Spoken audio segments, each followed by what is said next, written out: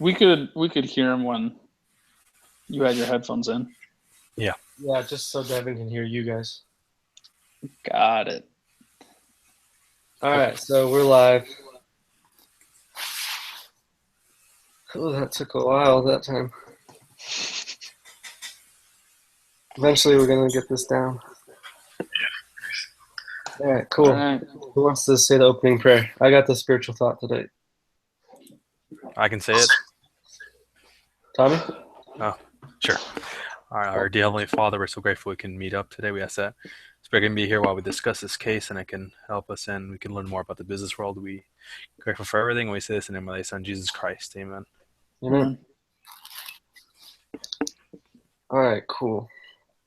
So, my spiritual thought. So right now I'm taking the Eternal Families class. And one of the talks that I had to read this week was by I think his name's Tad R. Callister. Yep. He's a great 70. Yeah, way good. Oh wait, no, that was a different one. Sorry, Elder Hale. And the talk is called "Strengthening Families: Our Sacred Duty." So something that I took away from that I really liked was like how in the family we have to teach teach our children or future children um, like about the gospel and how even when we don't think that they're receiving it, like we still have to do that because like Alma the younger when he was like racked with torment um, because of all of his sins and everything. The only thing that helped him out of that was he remembered hearing his father teach about the second coming and how Jesus Christ atones for everyone's sins, and then that made him like call out in prayer to like Jesus Christ and like ask him to be saved, and that's when the torment stopped and he was able to like kind of be at peace for a little bit, and then he woke up later. So even though he was like not keeping the commandments and everything, he still was able to remember his dad teaching him, which was able to help him when he needed it, and then he repented. So I thought that was pretty cool. Amen. Awesome. Thank you. Yeah. Awesome. Right. So should we jump into it? Yeah, Let's do it. Let's do it. Let's get it done. Okay, so the opening says many of our discussions center on understanding success or making crucial decisions. Today we are trying to account for failure. To begin your group discussion, quickly reconstruct the key elements of the cake financial business model. So there's 4 things: customer value proposition, market plan, technology and operations strategy, and then the cash flow formula. Cool. So starting with Jackson, Devin? Yeah, I can hear. Okay. So starting with the customer value proposition, to me, I guess that's referring to what, or like how Cake Financial was valued by the customers, or how we, proposed that it. And I mean, from what I read, everything was based basically off like the back end of creating the website, and they didn't really focus on the visual design. I didn't really care to, or not necessarily didn't care, but didn't put forth the effort or the time in creating a sleek and easy to use website. Yeah, I think they said that the web interface that they made, it wasn't really yielding like any what was it? Nobody was linking their accounts because the web interface wasn't very like visually appealing or like easy to use. So Right. customers didn't really like link their accounts of like brokerage to it just because I guess it didn't look that good or something like that, because they were only getting like 1 or 2% of people that visited the page to actually like register. Yeah. Right. And then it discusses about like mint.com, how they won that like competition for engineering a website, and they based their like website almost the same thing as Cake. So if they had followed a bit like Mint.com that used Joodle, I think, or Udly, I think it would have been much better for them in the long run. You know. Cool. So market plan. Market plan, from what I gathered was, there was two things. One, Cake retained a PR firm to generate media coverage while they were going through the launch period.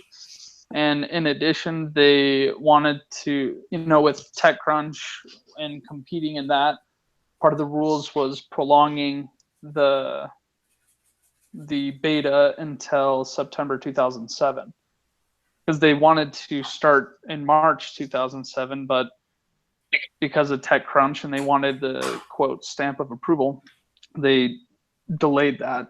So that was part of, I guess, their market plan. Okay. Yeah. Also, their market plan. What I didn't really like about it was, so Carpenter, he said that they had like a team at the beginning of like when they started that was like kind of, what did he say? Focus groups.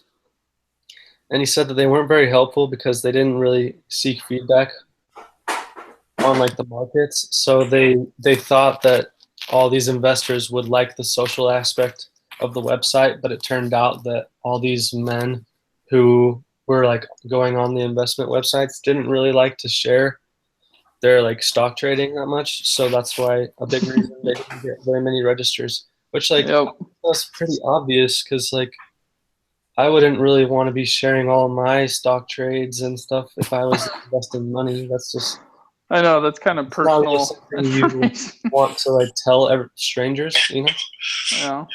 So I thought that was kind of a dumb market plan. Yeah.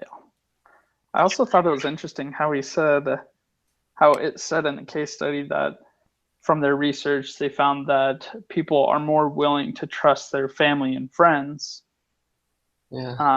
with financial decisions rather than professionals, which, I mean, don't get me wrong, I love my family, but I'm not going to go to, like my younger brother for financial advice. I'm going to go to Wells Fargo or a banking firm, so. I think that's. Well, go ahead, Devin. I was just gonna say, I'm pretty sure that was the reasoning why they had their social aspect involved with that. Right. They're saying, well, people won't, they'd rather trust they trust their dad or their brother who's investing more, but brother doesn't want to share that info. So like that's when they realized like, okay, we had this like misunderstanding of what people really want, and I think it's because they didn't have a defined like, this is what we're doing and this is how we're going to do it. I think they were just kind of a broadcast sort of an idea, and they didn't focus on like a specific type of person or specific something. So yeah, and it took them forever to change anything. Yeah, like you just go asking for more money and more money instead of changing anything in the company. Yeah, I agree. They like just kept asking for more capital from everybody and just kind of, I don't know, they could never keep up with it. They never made any revenue. No. All right, so technology and operations strategy.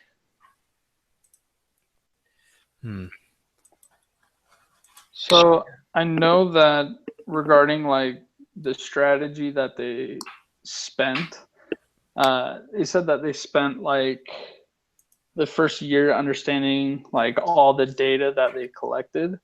Mm-hmm. And they worked with finance professors on the investment advisory board to develop algorithms for analyzing the data. So like with the technology, they spent a good chunk of their time, the first year laying out all the data and then getting smart finance professors to say, these numbers are important. And then with that, they were able to create algorithms. And so I think the technology and the operation strategy was really done well because they took a lot of time in making sure that was set.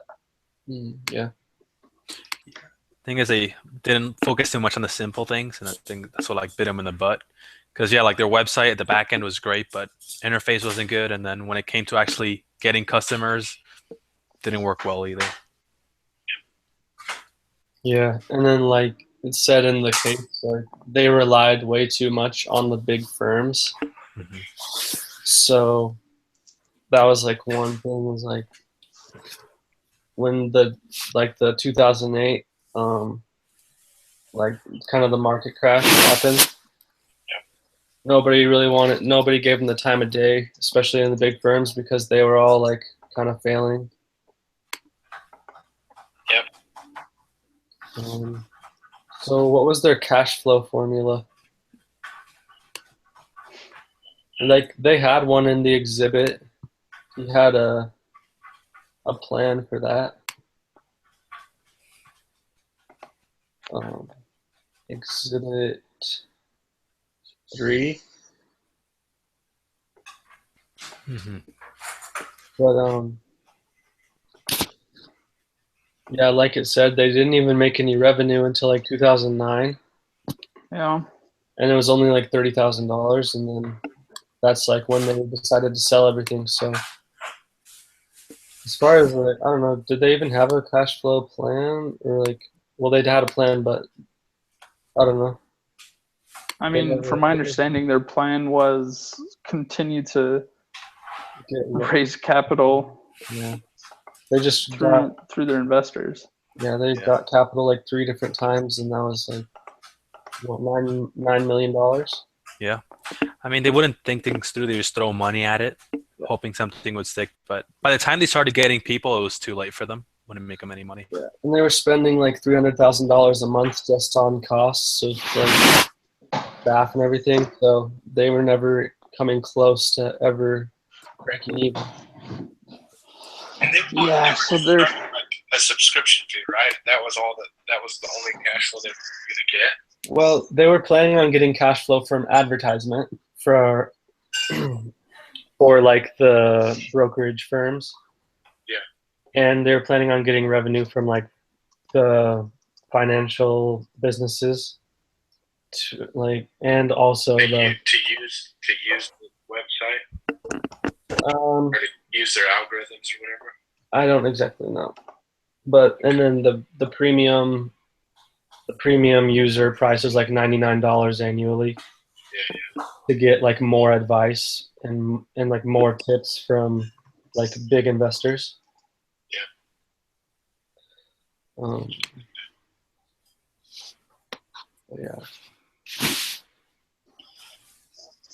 You guys move on to number 4? Yeah. Or I guess the second question or whatever. The next one's, after your group has recreated the business model, vote. Was Cake doomed from the beginning, or was this a promising business model? So is anyone for or was anyone thinking that they were going to succeed?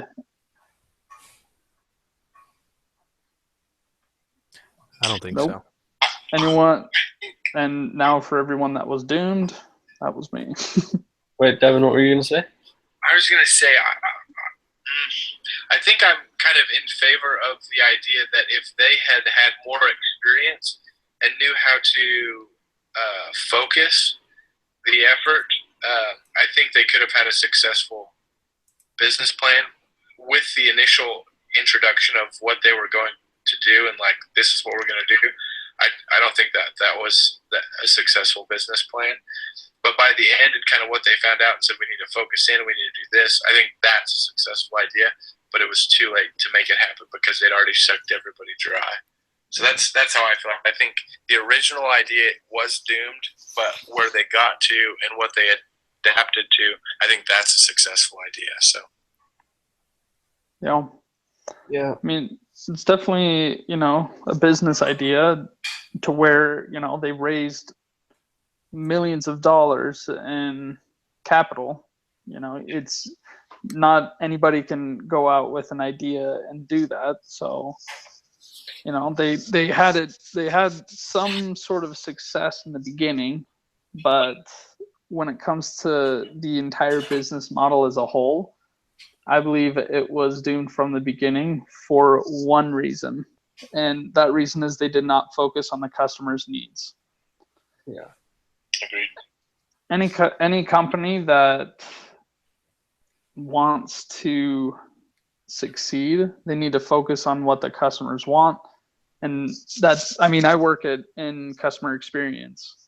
I'm a manager, and without hearing the voice of your customers and what they want, a company will fail, because that's how a company succeeds, is retaining their customers. And they didn't, they went through that thing where it was like 5% of their viewers had signed up, and 25% of that 5% linked their accounts, and only an additional percent of that 25% actually started sharing their trading ideas. And so it was just like no customer was engaged in the business model. So that's why it failed.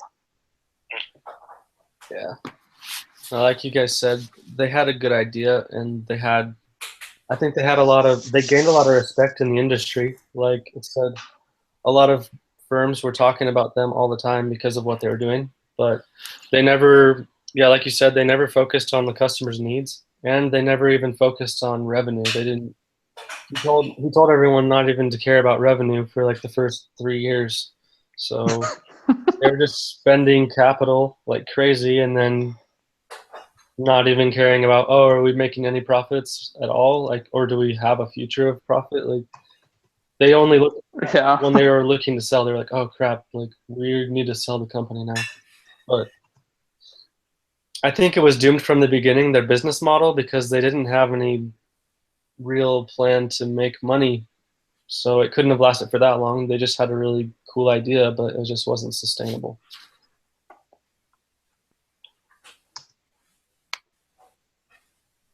So we all agree that it was doomed then. Yep. Yeah. All right. So next, discuss Stephen's approach to the opportunity. Try to understand what, if anything, Stephen could have done differently that may have produced a better outcome. I think what you guys were saying about having some sort of a sense of we need to make money. This is a business. Because if you're in business, that's why you're there, is to make profit, to do something with the idea, and there wasn't that sense. So I think you guys were right on with that. So. Yeah, I mean, he compares sometimes like to Facebook, and not every company is Facebook where you just open it up and everything starts rolling and working perfectly for you. I think he just waited too long to fix the infrastructure. And in the end, I guess if he would have noticed and not just used the data that they were analyzing to do anything about it or to base their business off, I think they would have been better off in the start. Because it says, I think, that they did those focus groups and they wouldn't really listen to what they were saying, because they said they validated our high-level concept, but did not seek the feedback on specific products. So I think listening to other people, I think they just got so focused in what they were doing, they didn't really care about what other people could give them to help out. Yeah. What I would have done different was, instead of I would still have the focus groups to give us feedback on how all the information was, and using the professors to get the financial statistics was a really good idea. But they should have done more market research, because like Tommy said, if they would have gotten that market research done, they could have realized all right, there's more money to be made by the investors that only invest once a month. Daily investors already kind of know what they're doing, and I don't know. I think the investors that invest like once a month would be willing to like spend a little bit of money on like helpful tips because like they said like they only trust their family and friends. They don't really trust advisors. And so maybe they'd be a lot more interested if the website was better designed and like more user friendly because if it's user friendly, those like people who aren't very experienced in investing would be more interested, I guess. You know, what I found while reading through it, I found two things that were important. One was Stephen's approach to the opportunity was phenomenal as an entrepreneur. He said, quote, "I felt the idea was big enough and it was meaningful to me. I think everybody that starts a company must meet those criteria." So he was passionate. So like his approach to this opportunity of starting this business, it was exactly what any entrepreneur should have is, passion to want to solve a problem. And that leads me to this second, which Carpenter believed that cake could solve industry problems. And there was three, which was lack of transparency in performance and benchmarking, system distrust of advisors due to perceived conflicts, and consumer difficulty sorting through an overwhelming array of investment choices.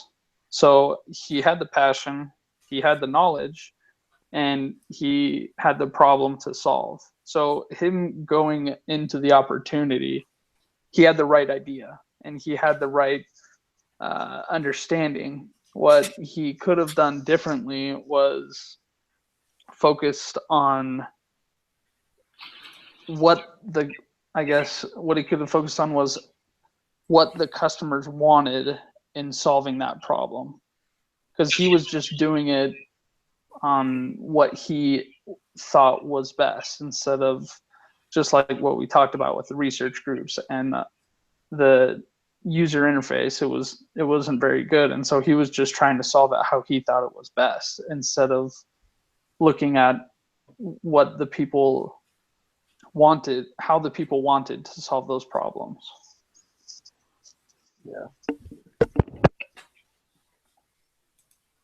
Yeah, because when they hired that guy, I forget his name, like Tony or whatever. Mm-hmm. Yeah. They hired Tony. He did a really good job. I mean, it was already too late, but he did a really good job at funneling through all the ideas and all the different features. And then he said, okay, I made this guy named Artie or whatever, and he has like 2 kids. He makes like $100,000 a year at a marketing. He's like a marketing director, and he invests once a month on his retirement and like college tuition for his kids fund. And this is who we're going to attract. And if they would have done that sooner, I think they could have done well. Yeah, I agree, and I think that honestly goes into the last question: is what was the main reason for Cake's failure? And I think it was exactly that. It's just focus. Like they've got smart people and they've got like an incredible idea, but it's just like who do you want? Do you want like the entire market? Because you're not going to get it. Like you can't look at how many billion was it? $20 billion dollar industry for financial advising and advertising and different things like that. And it's just like you need some focus. And so like Tony was the one that reins them in. And so I think that's my opinion, is that the reason for failure is they lacked focus in the business idea. Yeah. It's funny because Tony was like out of their group. They were looking for like Generation Y and X, which is like, 20-year-olds to 30 max. And they kind of like dropped the ball on that because Tony was like the perfect customer for them and they would never have thought of selling to him. Yeah. All right. So was the failure just beyond Stephen's control? I don't think so. I think it was preventable. Yep, I believe so as well. Maybe he was just like too smart for his own good because he wanted it to be like, I don't know. I don't think he wanted it to be simple website. It's true. The way we say that in the South is he's too smart for his own britches. I mean, he was super smart, but at the same time, he just wasn't smart. You know, like with like the customer, he just didn't think about what they wanted to do. Yeah. Yeah, I mean, I wonder would he put his information that he uses for finances on there? Like, you got to think about it. How would he use it himself? And I don't know if he would, because I bet he has a lot of good tips and tricks that he keeps to himself. Yeah. And he's probably already super rich, so he doesn't think like the average investor who's investing their retirement. Like he probably already has millions saved. Yeah. So an investing website that would be useful to him is not going to be very useful to an average Joe. Yep. One of the questions we skipped over was,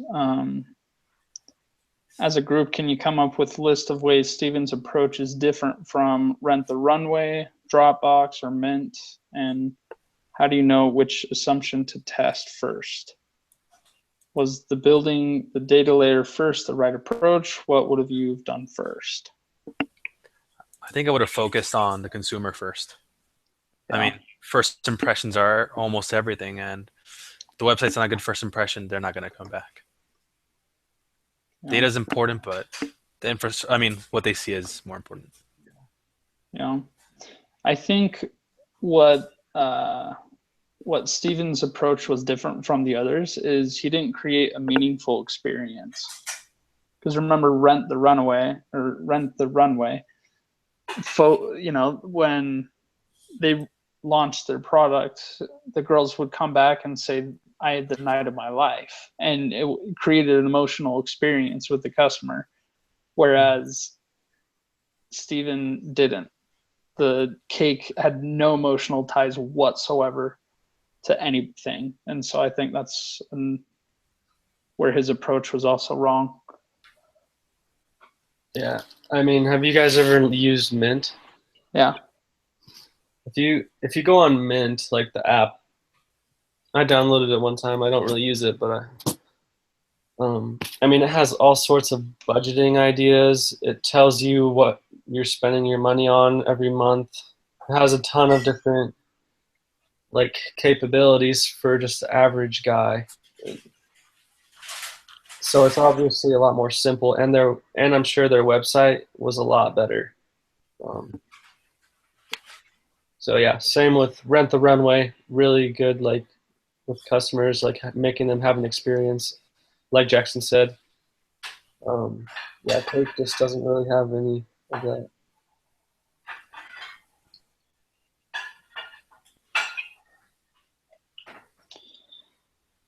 Yeah, I mean, sorry. No, go ahead. I was going to move to the next question. Yeah, I mean, we see with Rent the Runway, they went through so many people to design their website until they had the perfect one. So, yeah. So just the last question is, what low-cost experiment could Steven have done to test the assumptions behind the main reason for failure? The only thing that I kind of came up with was like just creating a simple interface website that enabled a person to link their social media platforms as well as their banks, and to be able to start from that.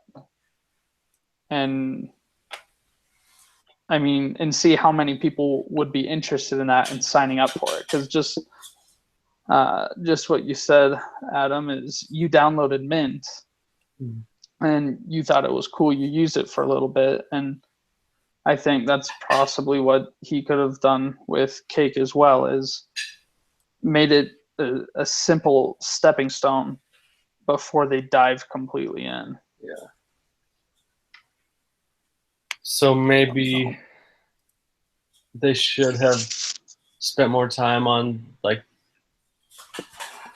the easy to use website and like some cool things like that instead of focusing so much on building the data layer. Yeah. 'Cause, even though that was a really good idea, it took up too much time and money and didn't really bring them any customers. Yeah. Because, I mean, like we established the first year, that's all they focused on was the data. Yeah. So, I mean, a lot of time was spent just looking for more money from investors. A lot of And I don't think they cared about making money enough. Like they were all pretty well off, and I don't think they cared that much about making profits. They just wanted to make something new and respectable. you know, Because it sounded like when they sold the company, none of them were that sad about it. They were all like pretty happy.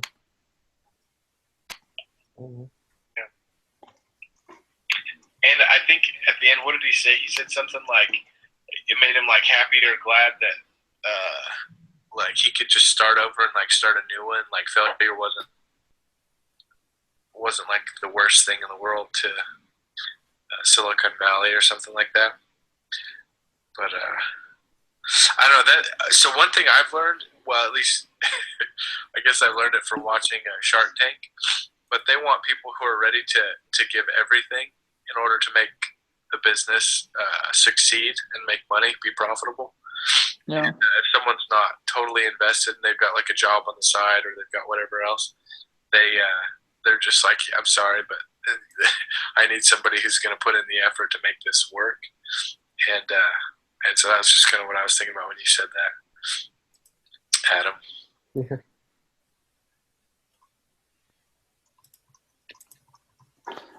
Yep, that's really interesting because, I mean, thinking about it, starting a business has high risk with high returns. And he didn't want to take that risk. He wasn't fully invested in it. So I completely agree with that.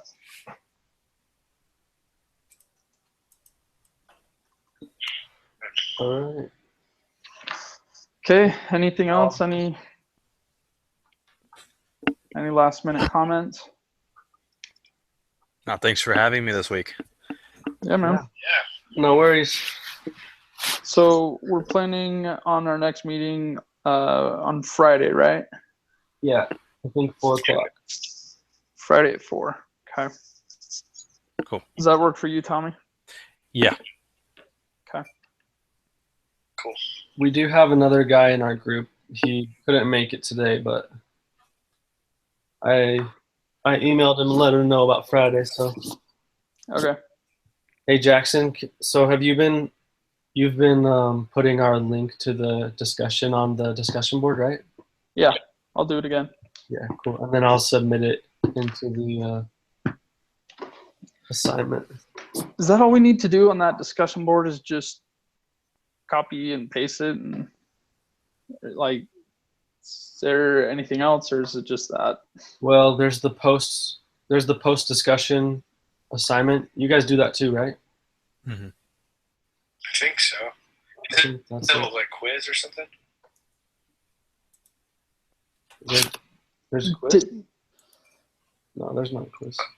no, the post discussion poll is what he's talking about. Yeah, post discussion poll. Yeah, everyone does that. And then I just think post it on the discussion board, what you've been doing, Jackson. So Okay. And I don't remember if I saw this, but was there something where we needed to like create like a reply video to somebody else's post? that was like 2 weeks. That was like last week. Right. I didn't do What we were that. talking about was all of us were supposed to make like a 1-minute video before we meet as a group and post it on the group discussion board. And it's supposed to be like our preparation thoughts. But I didn't. All right. I don't think anyone in the class did that. Yeah, I didn't do that. Yeah. For sure. So I don't 'Cause think I was- I don't think it was mandatory.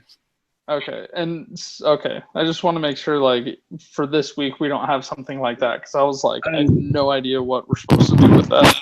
I didn't see anything, so I Okay. think we're good. All right, guys. Awesome. Well, it was good talking. See you on Friday at 4. Friday at 4. Sounds good. Thanks, guys. See you guys. Bye.